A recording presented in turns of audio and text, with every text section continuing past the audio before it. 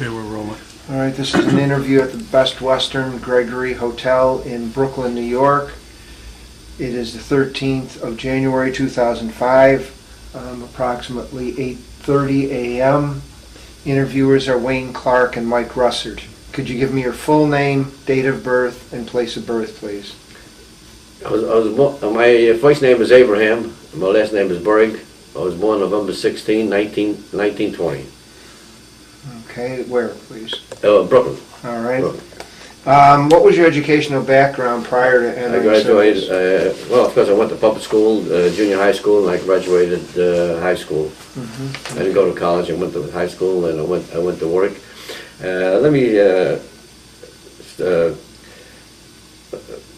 My parents had 4 sons, and my oldest son was in the first draft. He was drafted before the war broke out. He was stationed in Fort Hamilton before the war broke out. When it broke out, he was on vacation, and he was called back in. I went in June, but I was inducted in July. That's when they figure in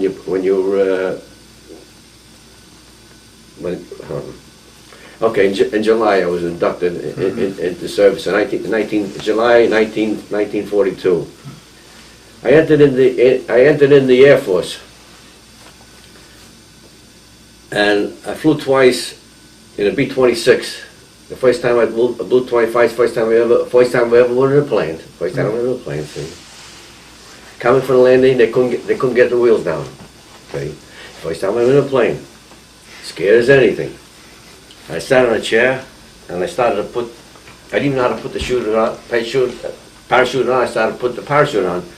And I see the engineer, he's opening up the bomb bay and he keeps looking down, see. I don't know what's what. And I says to him, what's the problem? He says, we can't get the wheels down, see. And he says, what are you doing? I says, I'm practicing how to put on the parachute in case I need it. He says, I want to tell you something. These planes are known as the falling coffin. You can't get out of these planes, see. That did it. Bonnie, by reading his manual book, told him what to do. He pumped the wheels down. He was able to get them. They came an emergency landing because you had a lot of emergency trucks over there. See, the next time I took another chance. The next time I flew, I was getting ready to flew. We were going to flew from Avon Park, Avon Park, Florida. That was Fort Myers. Avon Park, Florida. We were going to flew down to Lake Charles, Louisiana. So I took another chance, and I flew again. See? Now, Was it in a B-25 also? No, B-26. B-26, don't get confused. B-26 was known as the flying coffin. 26, okay. Hey, let me tell you, see, also let me tell you this, see, they had a lot of crack-ups. Yeah, we've heard A that. lot of guys got killed in training in the States, and you never heard anything about it. You know what I mean? They should be recognized as much as we get recognized being overseas. See, I stood in the Air Force for quite a while.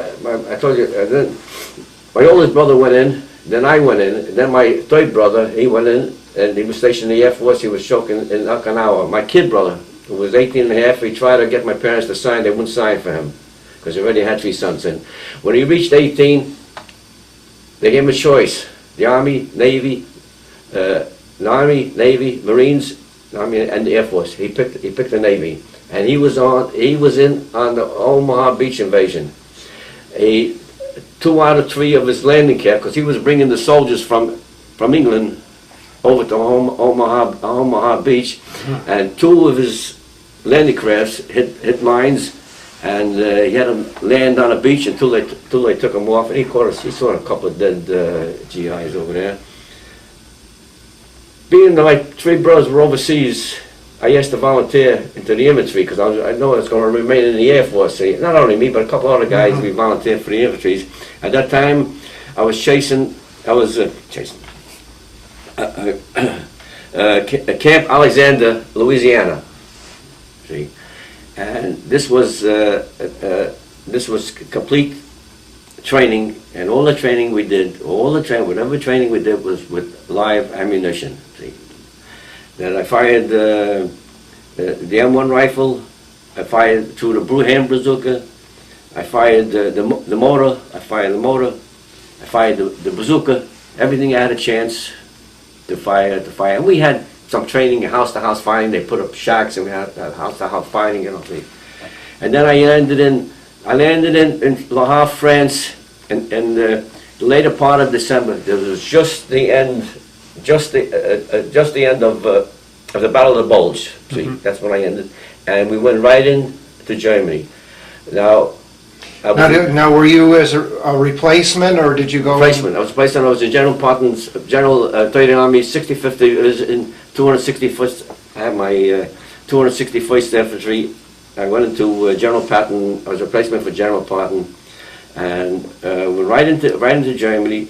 I was in Germany 5 months before the war ended. There was acts. I don't want to go to the whole story of acts. I saw a concentration camp, but with General Patton's one of his tanks, we opened up one of the prisoner camps to release some of the prisoners, American prisoners. We released them. How did you feel when you saw these things? Scared, because I had twice. You could feel the snap pass right by your ear. You could feel it right by you. See.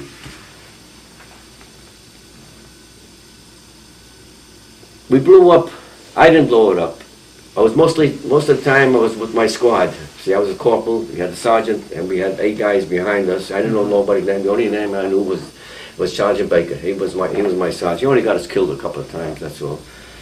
There was 2 German Messerschmitts that landed, and they ran out of gas, and they went to another town to surrender. And the sergeant, as smart as he was, he set these 2 planes on fire, and if they're out of gas, you still got the fumes from the gas. But let me tell you something. These 2 planes exploded. I'll never forget, the propeller broke off, stuck on the ground like this.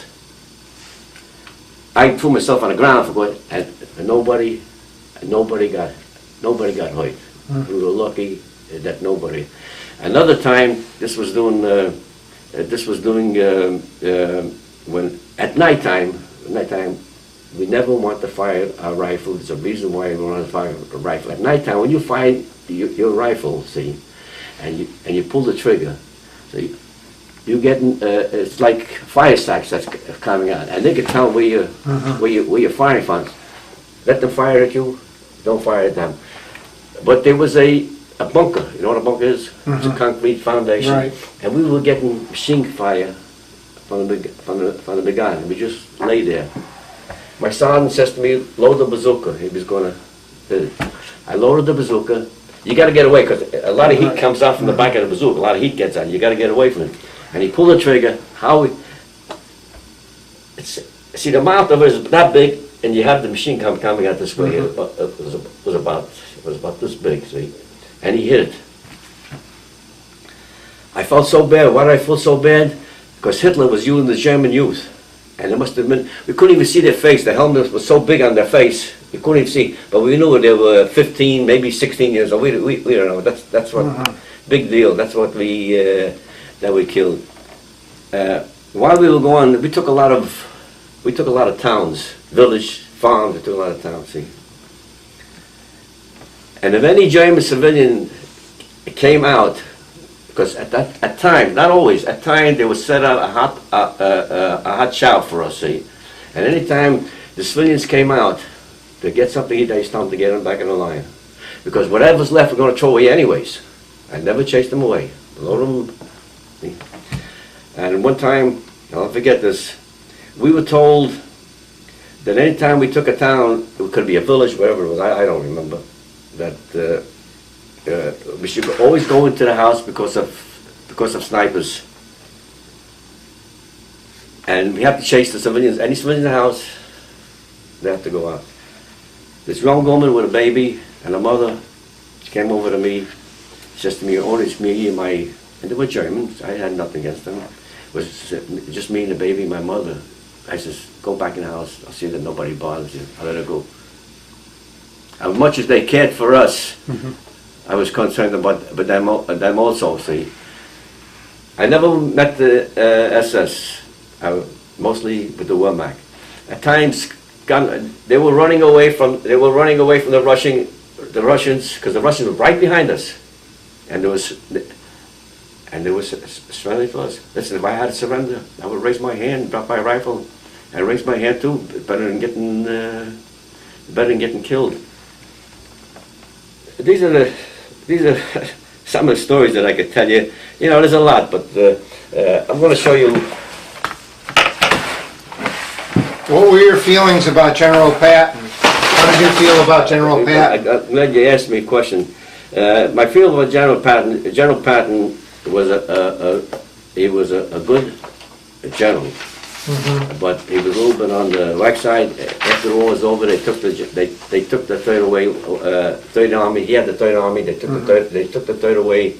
I want from him because he wanted to turn around and fight the Russians, and we had no reason. Let me just tell you something. The Russians were our allies. See? Eisenhower was the one that gave the Russians permission to take Berlin. Because if we went into Berlin, God knows how many, they lost over 300,000 men taking Berlin, see? And he would let Patton go in there, because Patton would turn around and fight the Russians, and that's what Eisenhower was afraid of. That's why he took away the arm of him. Had a lot of. I saw General Patton only one time. That's what I saw him one time. General Bradley, I never saw Bradley. General Patton I saw one time. Anytime we went out at night, I never had an officer with us. I was always with the squad. Always with the squad. I would like to show you my. If you have any other questions that you'd like to ask me. When you reached did you reach any concentration camps or just country I did. I don't remember the name. I reached a concentration. How did you feel when you saw the conditions I want to tell you something. If anything is sickness, make you sick. I think about it today. See, people sat down there. They had no stomach. They couldn't eat. They gave them food. They couldn't eat because they had no stomach to eat. How do I feel about it? It's hard to describe the feelings that you have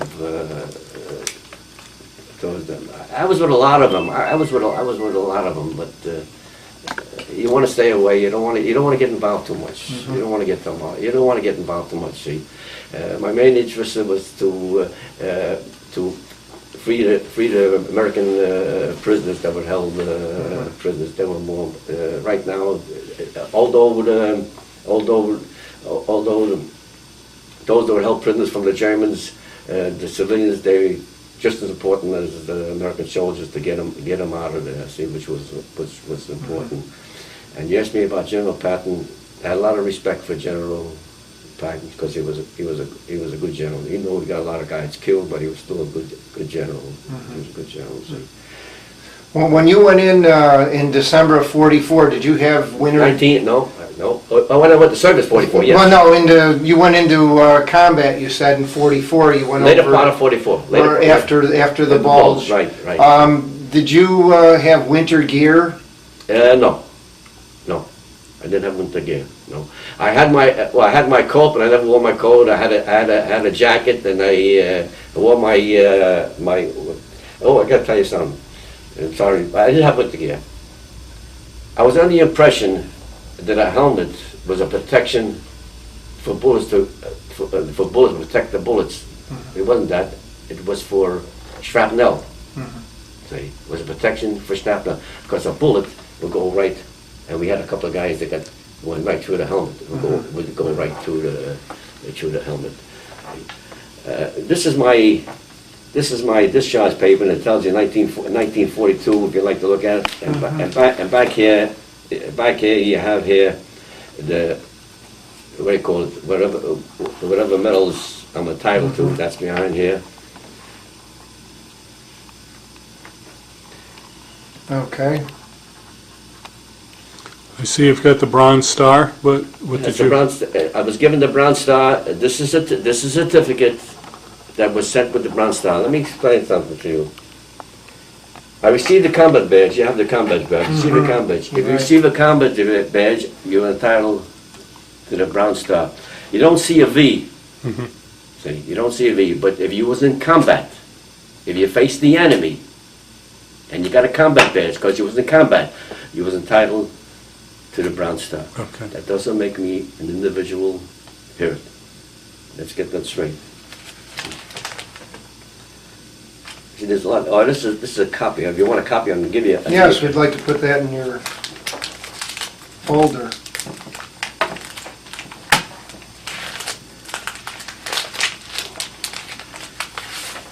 Okay, thank you. We had 2 copies. I also have a copy of. I have a copy of my discharge paper that you can Oh, have. yes, we'd Let like me see, I got it. that. Let me see where. Let me see right now. Oh, wait a minute. Did you ever get to see any USO shows while you were overseas? So what? Any USO shows? Yes. Yes. Oh no. I saw mostly the Red Cross. No, I didn't see any shows overseas. I saw in the States, but I didn't see over. Who did you see in the States? In the States? Yeah. I saw Max Baer. Ah, I saw Al Johnson. Anything I remember? That's it, didn't I think?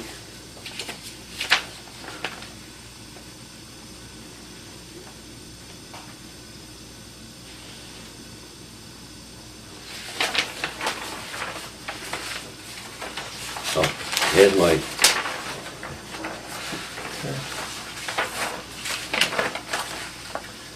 all right. You can have one of these also. Did you ever meet the Russian troops at Yes, all? sure. Oh yeah. In fact, I got it home. I got pictures, taking pictures with them. I took pictures with the Russians too. Oh yeah, definitely. I met the Russians too, definitely. Now, what were your feelings about the Russians when you met them? I felt them as their allies. I have nothing against the Russians. I have their allies, and they treated just as well as we treated them. They had no problem whatsoever. I have no problem whatsoever with the trust and see. And you got to remember this shit. They lost with civilians, mostly civilians, that they lost over 20 million people. They lost. See. And same as American soldiers that were killed, over 400,000, we should have the same respect as the Russian soldiers that got killed. So you can have this. Okay, well, these are the medals you received? These are the medals that's on my discharge paper. Now, what is this patch? Oh, this is the 65th Division. Okay. This is the 65th Division. I still have, I have all the original, and this is my original dog bag. I still have the original dog bag. See, which they sent me. I have original dog bag. This over here is 2 battle stars, 2 major battle stars that I was in. See, 2 major stars. I have here. Well, this is the World War II, and this. That's this the one- Army what of is Occupation, and that's the I was- Victory Medal. I spent the occupation for when the war ended. I was there when the war ended. When Roosevelt died, the war ended. When Hitler committed suicide, and they put me into occupation. I was in occupation when the war ended in May up until February of 1946. I was in occupation. See. And they put me, I was not a, let me tell you something so you understand. I was not a CIA agent. No. The same as people working in the office, typing thing. But what they had me do, they had me interpret the German people. I wouldn't allow them to cross the border, see. If they had any mail on them, I was supposed to take the mail. I had this lieutenant, I don't even know his name, he never introduced that to me, and he said to me, up to Major, not enough to cross the border. I said to myself, I'm a corporal. I'm going to stop a major from crossing the border when this lieutenant never gave me his name, who he is. I never did. They gave me a .45 pistol. I gave me a .45 pistol, Captain, and then I went to another room. They gave me a special room. I wasn't a big shot I wasn't a hero. I don't consider myself a hero. When was this photograph taken? That photo taken, I believe, when I was in the States. That was taken in the States. This one here, which is not on my discharge paper, this was given to me from Governor Pataki. Oh, yes, that's the, That's the Distinguished Service Cross. yes. I have a,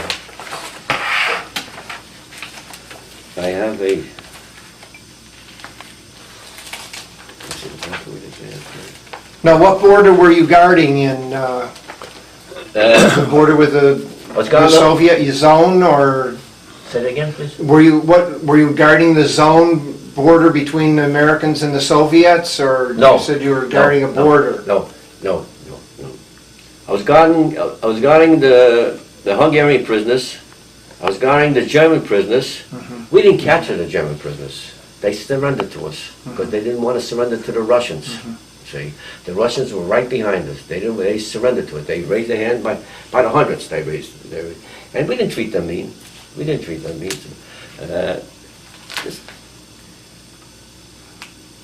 There's a lot of stories. Well, do you have any other stories you want to tell us? What do you think was your fondest or your most interesting event that you participated in? The most interesting what's most interesting to me is when we blew up the two German measurements. When we I didn't blow it up. The sergeant, I don't take credit. The sergeant blew it up. And I felt bad that before these corps, I felt real bad that when we blew up the bunker, I don't know how he was able to hit it right in there. I don't know. You know, this goes over 60 years ago. I don't know how he did it. And I felt very bad when I saw well, Hitler was using the youth at that time, and I was using the youth for to fight the war. See. And I felt bad. And my sergeant said to me, "How stupid can you be?" He says, "It wasn't them. It could have been you." See, but I put something there else I want to show you. Let me tell you a little something. See. I do programs in school. I do programs. I started to go with a group. See. And the program that I do not talk about the war. I talk about the American flag. I talk about the POW. I talk the MIA. See? And I had them, and this starts from I did in Florida 7 classes from the 2nd grade to the 4th grade. See? I did a couple of schools in the States here where I did with a group. But when I found out that the groups were telling stories, I had to stop and quit. I go myself. I did 2 schools in Staten Island. My teacher's she's a teacher in Staten Island. I did 2 schools. And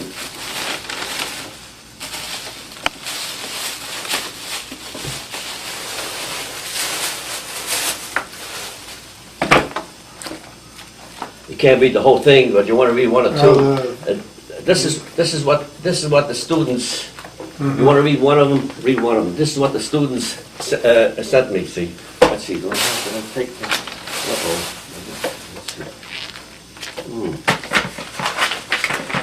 So this is just letters that the students wrote to you, The students wrote to me. thanking you for coming. Right. See, it's a lot to read, Sergeant. And I believe that Florida. I think that was Florida. This was Staten. I don't even remember which was Staten Island. See.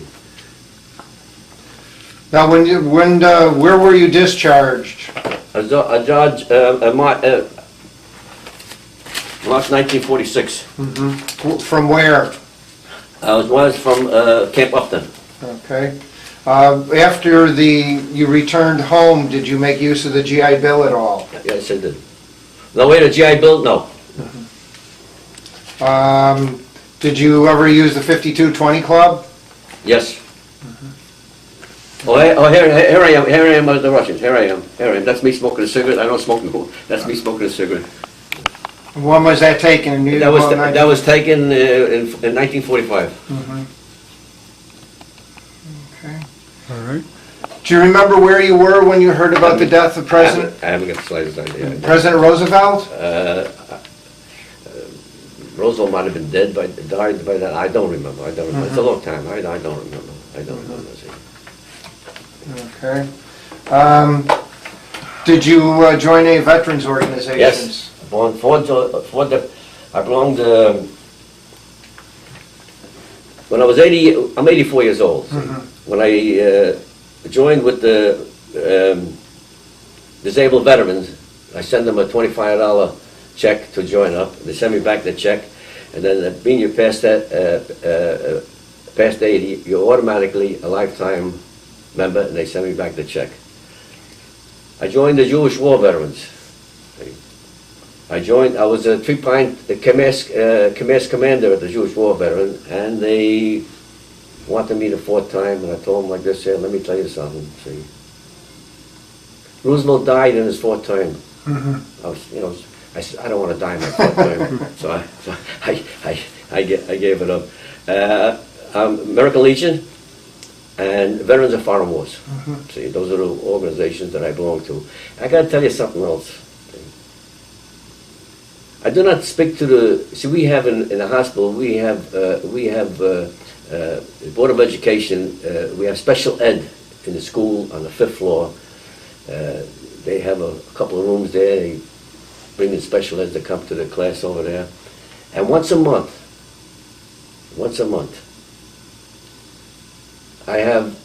they come out. Others come out. I get a pretty big crowd on the floor. We start off with a Legion to the Flag. We start off, after that, we have the national anthem. And then we have a couple of speeches that I put together. I don't do it, I split it amongst others. You know, these are veterans, I split it amongst them. I want them to participate in it. I don't want all credit for myself. I don't take no credit. And then we have taps. And then after taps, we were playing God Bless the USA. But I just changed it, and the one that runs the tape for me, I gave her a tape for God Bless America, and we finish it with God Bless America. This is once a month, every Monday, 9 o'clock, and the whole thing is, I don't want to keep it too long, because the students, 9 o'clock, they want to go home. I don't keep it, if it's 10 minutes, it's a lot.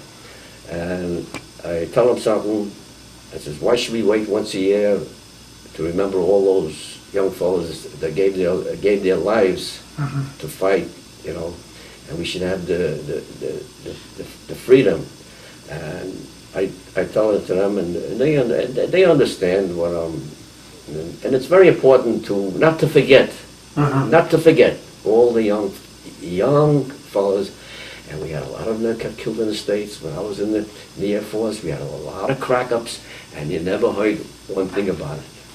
You never heard anything about the old. If I tell you, we had a lot. At one time, they grounded these B-26s. They were grounded because we had so many.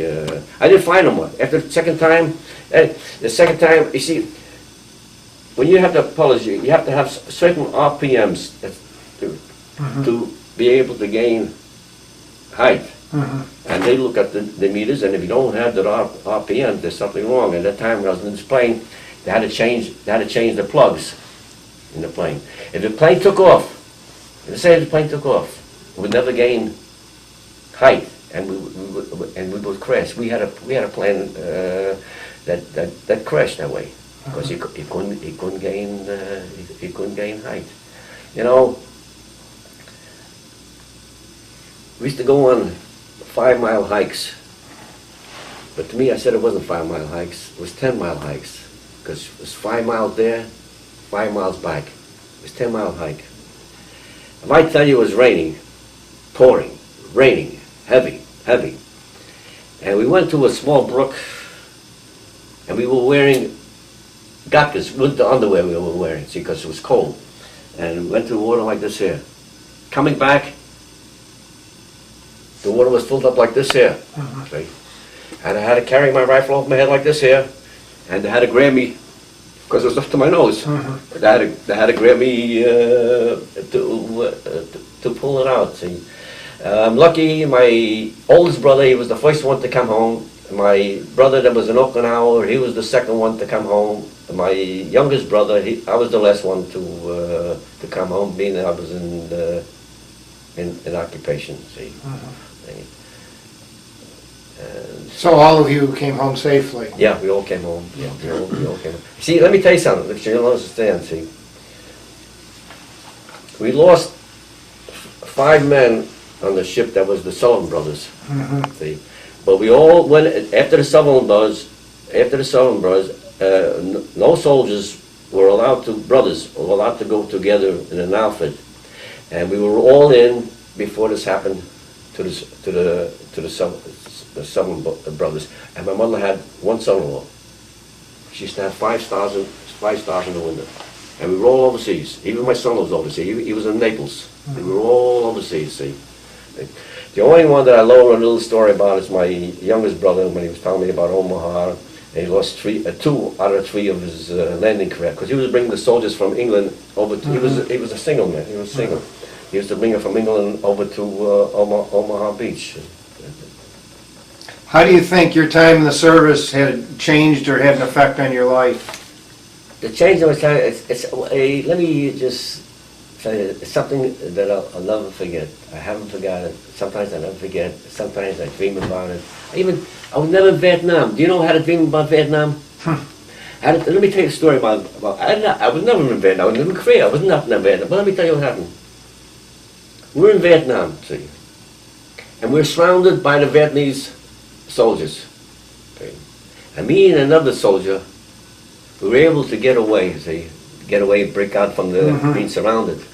And there we saw, this is all in a dream, there we saw an officer smoking a cigarette, American smoking a cigarette, and I went over to him, I just said, put out the cigarette, because from the smoke, to find out where we are. And that was the end of the dream. I don't want to make up stories, but that's about, unless you have another question that you'd like to ask me. No. Okay, well, thank you very much for your interview. Right.